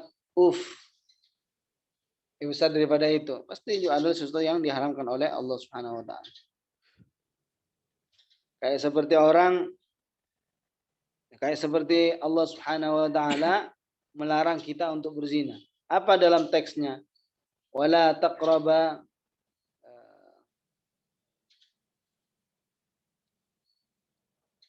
ayatnya saya lupa. Jadi intinya janganlah engkau mendekati perbuatan zina. Ya kan? Janganlah kalian mendekati perbuatan zina. Dekat saja, ya. apalagi melakukan. Jangan sampai melakukan sesuatu yang bisa menyebabkan kalian terjatuh dalam perbuatan zina.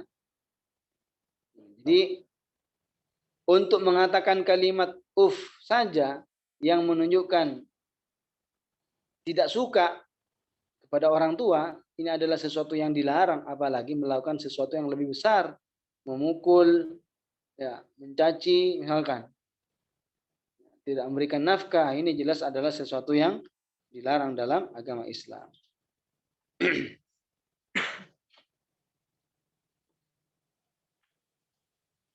Jadi dalam ayat tadi, fala taqul lahumā uffin wa la tanharhumā, ini adalah suatu larangan dari mengatakan bagi kedua orang tuanya. Kenapa? Karena perbuatan semacam ini terdapat perbuatan yang dapat menyakiti orang tua, dapat menyakiti hati orang tua.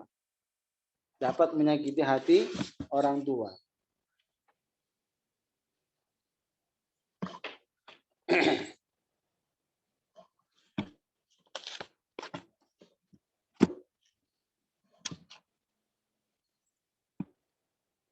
Jadi kalau seandainya ada orang tua meminta kepada anaknya untuk dibelikan sesuatu, dibelikan barang misalnya, atau orang tua meminta agar dibuatkan teh atau meminta agar dicuci piring-piring itu di dapur misalnya. Ada orang tua, ibunya meminta anaknya untuk mencucikan, ya, membersihkan piring-piringnya yang kotor itu.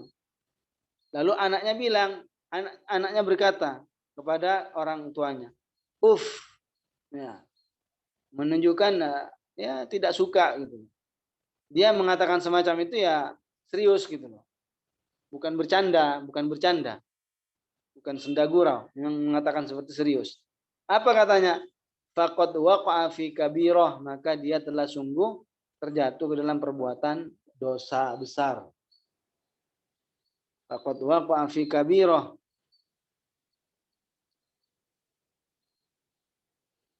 Tapi kalau seandainya dia diam saja, ya, tidak mengatakan tapi dia tidak mau gitu, diam saja, disuruh ini diam aja. Enggak mengatakan enggak ngerespon. Maka di sini jika orang tuanya diperlakukan dengan semacam itu, kira-kira tidak dapat menyakiti hatinya, maka tidak terhitung maksiat. Tapi kalau seandainya dengan perbuatan semacam itu, karena diperlakukan semacam itu oleh anaknya, sehingga orang tuanya hatinya merasa tersakiti, nah ini terhitung adalah perbuatan maksiat.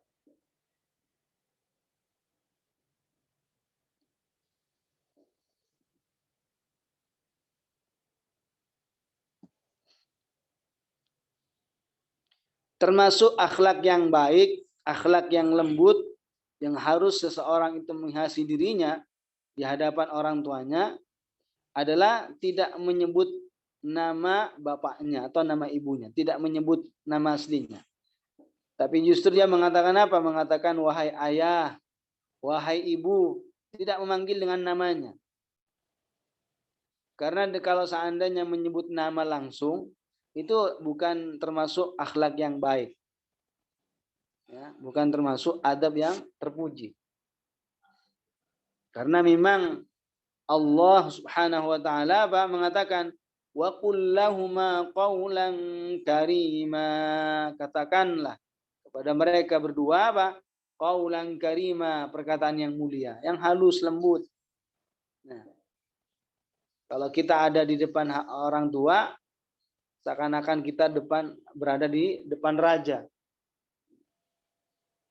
Jangan sampai mengangkat suara lebih keras dan lebih kencang daripada suara orang tuanya. Kurang baik, kurang bagus.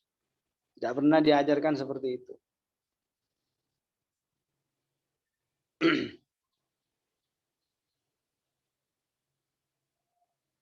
Dia harus merendahkan diri. Dan jangan menjadi orang yang susah diajak oleh orang tuanya. Susah, disuruh ini nggak mau, disuruh ini mau. Jangan seperti itu. Mengapa demikian? Karena hakikatnya mereka itu adalah yang merawat kita dari kecil. Betapa banyak pengorbanan mereka kepada kita. Minimal kita doakan mereka. Bagi yang punya orang tua yang berjauhan dengan anaknya, setidaknya berdoa, mendoakan orang tuanya supaya sehat selalu, diberikan kekuatan, lancar beribadah, sehat, ya, dilancarkan rezekinya. Kalau seandainya dia fakir, wajib dinafkahi, wajib dia nafkahi. Kalau seandainya nggak fakir, ya tetap bagus, dianjurkan itu berbuat baik kepada orang tuanya. Tapi doa ini khusus kalau orang tuanya yang muslim. Mendoakan orang tuanya agar dapat rahmat Allah Ta'ala, ampunan dari Allah Ta'ala, didoakan dengan bentuk doa semacam itu kalau muslim, ya, dengan catatan itu muslim. Kalau orang kafir ya nggak boleh didoakan ada mendapatkan ampunan.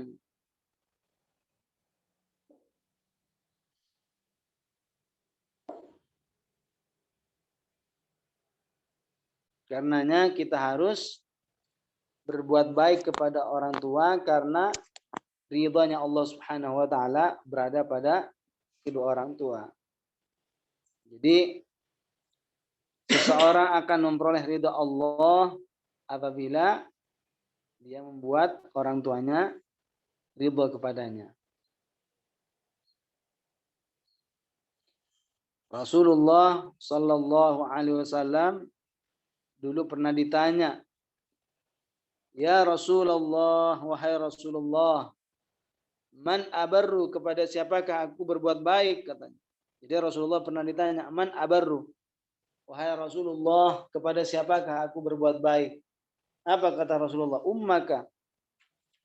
Rasulullah bersabda, ya, kepada ibumu. Tanya sahabat itu dengan pertanyaan yang sama. Ya Rasulullah, man abarru, wahai Rasulullah, kepada siapakah kami berbuat baik? Tetap jawabannya sama.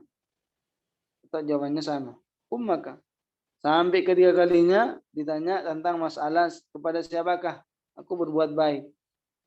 Tetap jawabannya sama. Ummaka, ibumu. Sampai 3 kali. Baru keempat kalinya dia baru mengatakan apa? Summa abaka, kemudian kepada bapak. Kemudian kepada bapakmu.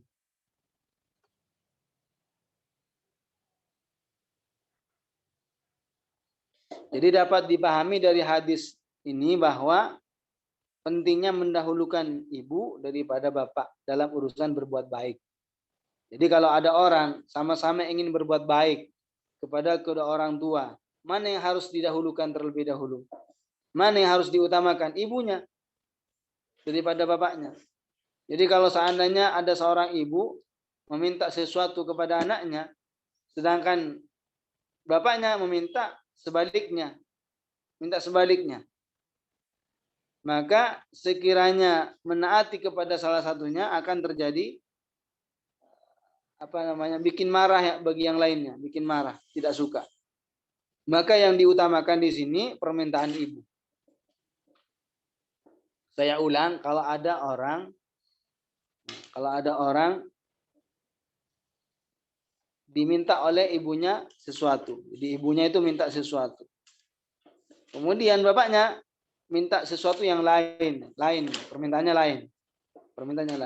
Dan sekiranya kalau seandainya menaati salah satunya, menaati ibunya atau bapaknya, akan menimbulkan apa? Menimbulkan mereka akan marah, gitu. Mereka tidak akan suka. Maka di sini siapa yang harus didahulukan? Yaitu siapa? Yaitu ibu. Ibu harus didahulukan. Keperluan ibu, permintaan ibu harus didahulukan daripada permintaan bapak. Dan karena Rasulullah Shallallahu Alaihi Wasallam menganjurkan dalam hadisnya untuk berbuat baik kepada ibumu sampai 3 kali, ibumu. Ini menunjukkan bahwa ibu yang paling banyak susah payah. Kenapa Rasulullah itu ketika ditanya oleh sahabat kepada siapakah aku berbuat baik? Kenapa Rasulullah mengatakan ya kepada ibumu sampai 3 kali? Ini katanya para ulama apa? Hadis ini menunjukkan bahwa karena yang sering payah, sering letih, ya itu siapa? Pertama kali ibunya. Karena rasa kasih sayang mereka kepada anaknya itu luar biasa. Jadi rasa kasih sayang ibu kepada anak jauh lebih besar daripada rasa kasih sayang ayah kepada anak. Pasti kebanyakan ibu. Lebih daripada itu juga apa? Anak itu apa? Tidak hanya itu yang dirasa, tapi juga bagaimana ibu itu menahan rasa sakit saat hamil dan juga sakit karena mau melahirkan. Dan juga apa? Sakit karena begadang di malam hari menyusui anaknya. Makanya mereka pantaslah mendapatkan balasan yang luar biasa ketika masih hidup di dunia. Dulu Abdullah ibnu Umar itu tawaf di Ka'bah sambil Abdullah bin Umar dulu melihat seseorang.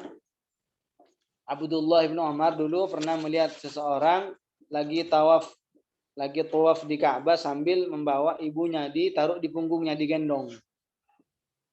Jadi ada orang itu apa, gendong ibunya untuk tawaf di Ka'bah, di sekitar Ka'bah. Orang itu tanya kepada Abdullah bin Umar, "Wahai Abdullah bin Umar, apa pendapatmu? Saya melakukan seperti ini, apakah telah memenuhi haknya? Apakah saya bisa membalas jasa ibu saya?" Apa kata Abdullah bin Umar? "Walla bi talqatin wahidah min talaqatiha." Tidak akan. Bahkan satu kali melahirkan tidak bisa ditebus dan tidak bisa ditukar dengan sesuatu yang lain. Tidak bisa dibalas. Akan tetapi kata Abdullah bin Umar apa? Akan tetapi kamu telah berbuat baik, sedangkan Allah Subhanahu wa taala memberikan pahala atas perbuatan yang sedikit dengan berupa menjadi pahala yang banyak. Jadi orang itu kan hanya menggendong ibunya kan? Menggendong ibunya tawaf seperti itu, tawaf Ka'bah. Itu kan perbuatan yang dikit. Tapi apa kata Abdullah bin Umar? Engkau, Allah Subhanahu wa taala memberikan pahala kepadamu atas perbuatan yang sedikit. Sehingga menjadi apa? Menjadi pahalanya menjadi banyak. Paham? Jadi apa namanya? Ini jelas-jelas pentingnya bagaimana kita memperlakukan orang tua dengan sikap yang baik, yaitu diantaranya apa? Bertutur kata, tutur yang baik, berkata dengan perkataan yang baik, yang tidak menyakiti orang tua, yang tidak menyakiti hati orang tua. Faqad shahha an Rasulillah sallallahu alaihi wasallam, telah sabit dari Rasulullah annahu qala, sungguhnya Rasulullah telah bersabda, salasatun la yadkhulunal jannah, ada 3 golongan tidak akan masuk surga. Al-aqul liwalidayhi, yang pertama siapa? Orang yang durhaka kepada kedua orang tuanya. Apa maksud daripada tidak akan masuk surga? Artinya tidak akan masuk surga bersama orang-orang yang awal masuk surga. Bukan berarti tidak akan masuk surga selamanya, bukan. Ay la yadkhulunal jannata amal awwalin, artinya tidak akan masuk surga bersama kelompok atau orang-orang yang awal masuk surga.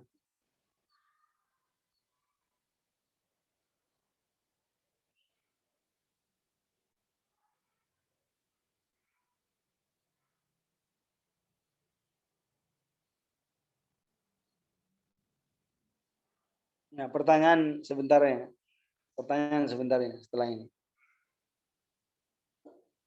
Jadi apa namanya?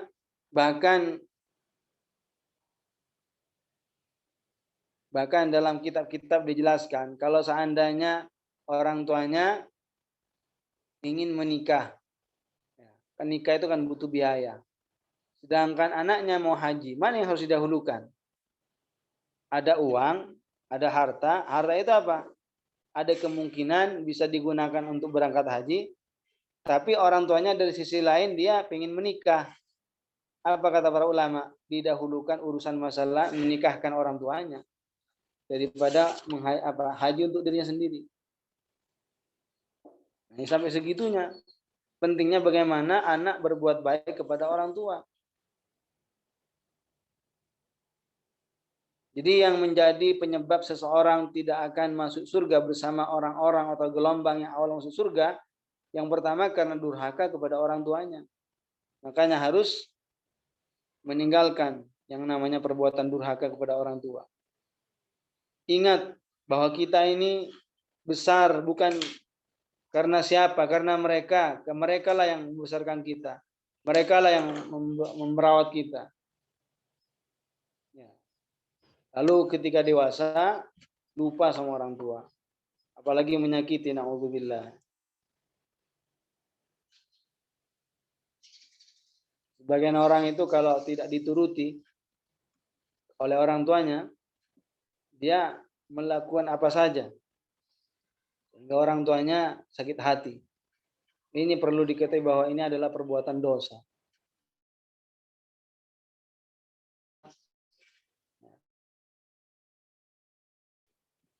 Harus tahu bagaimana mendidik anak. Dan menjadi seorang anak harus tahu bagaimana memperlakukan orang tua. Karena semuanya ada ilmunya. Karena semuanya ada caranya dalam menjalani kehidupan ini. Yang pertama itu adalah al-aqu liwalidayhi. Ada 3 golongan tidak akan masuk surga bersama gelombang-gelombang yang awal masuk surga. Di antaranya adalah al-aqu liwalidayhi. Kemudian ad-dayyuth, orang yang mengetahui salah satu keluarganya berzina, ya, tapi tidak mencegahnya. Kemudian warajulatun nisa, yang ketiga adalah laki-laki yang menyerupai perempuan, baik dalam segi pakaian ataupun perkataan, ucapan. Jadi 3 kelompok ini tidak akan masuk surga bersama orang-orang yang awal masuk surga jika mereka belum bertaubat. Jika mereka belum bertaubat. Jadi orang yang pernah menyakiti orang tua, pernah durhaka kepada orang tua, bagaimana status dirinya nanti? Apakah dia tidak ada kesempatan untuk masuk surga bersama orang-orang yang awal masuk surga? Ada kesempatan. Kapan? Kalau dia bertaubat. Kalau dia bertaubat. Makanya di sini dikatakan tidak akan masuk surga apabila mereka tidak taubat. Adapun apabila mereka bertaubat, maka ya apa yang dikatakan oleh Rasulullah sudah jelas. Apa kata Rasulullah? At-taibu minadz-dzambi kaman la dzambalah. Orang yang bertaubat dari perbuatan dosa laksana orang yang tidak memiliki dosa. Termasuk durhaka adalah seseorang membantu ibunya untuk berbuat zalim kepada ayahnya dan sebaliknya. Jadi kalau seandainya ibunya meminta anaknya agar melakukan sesuatu yang mencelakai bapaknya, nggak boleh bagi anak itu menuruti apa yang diinginkan oleh ibunya. Nggak boleh. Jadi kalau ada seorang ibu meminta kepada anaknya agar melakukan sesuatu yang mencelakai bapaknya, nggak boleh melakukannya, karena itu adalah bagian membantu orang lain dalam kemaksiatan, dan tidak boleh. Wala ta'awanu 'alal itsmi wal 'udwan, kata Allah. Dan janganlah kalian saling tolong-menolong dalam perbuatan dosa.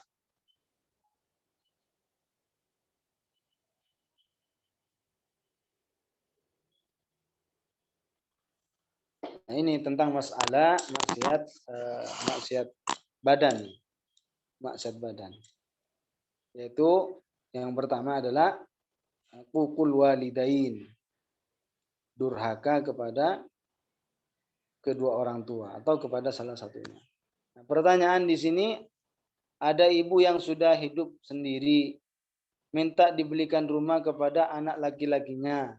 Sementara anaknya mampu tapi anak tersebut tidak membelikan karena istri dari anak laki-lakinya tidak mengizinkan. Apakah anak laki-lakinya berdosa?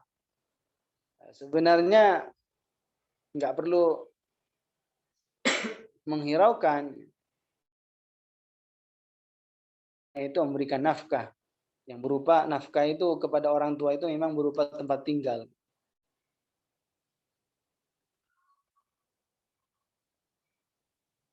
Itu anaknya yang tidak mau itu termasuk durhaka juga. Anaknya yang tidak setuju karena bapaknya membelikan rumah untuk neneknya, kan neneknya berarti kan. Ini dosa. Kenapa? Karena yang dimaksud dengan durhaka di sini apa? Nyakiti orang tua atau yang di atasnya, artinya neneknya atau kakeknya. Nah, jadi tidak boleh, tetap anak itu berusaha bagaimana mencarikan dan menafkahi orang tuanya yang lagi fakir. Kalau nafkah yang diberikan kepada orang tua itu ya diantaranya yang wajib ya. Tempat tinggal, seperti rumah, makanan, pakaian, itu. Bukan berarti membelikan mobil, rumahnya luas, bukan, yang layak ditempatin. Yang layak bagi keadaan mereka, seperti itu. Atau memberikan emas, atau memberikan makanan sampai batas lebih daripada kenyang, enggak. Makanan pokok. yang cukup menghidupi dia sehari-hari. Itu. Walaupun seandainya orang tuanya itu bekerja mampu, tetap kalau statusnya dia fakir, wajib bagi anaknya untuk menafkahi. Misalkan ada orang tua fakir, tapi seandainya dia bekerja mampu banget untuk menghasilkan pendapatan, tetap karena statusnya fakir, wajib bagi anak untuk menafkahi. Wajib bagi anak untuk menafkahi. Ya, saya kira untuk sesi kedua sampai di sini ya.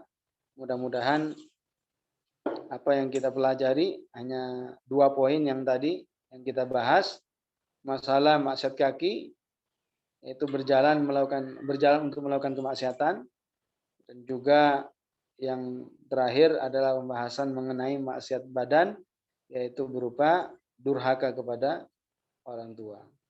Ya, mudah-mudahan besok masih diberikan kesehatan, diberikan panjang umur, sehingga terus kita bisa bertambah ilmu kita, karena Allah Subhanahu wa taala tidak memerintah nabinya dalam Al-Qur'an meminta tambahan sesuatu kecuali meminta tambahan ilmu agama.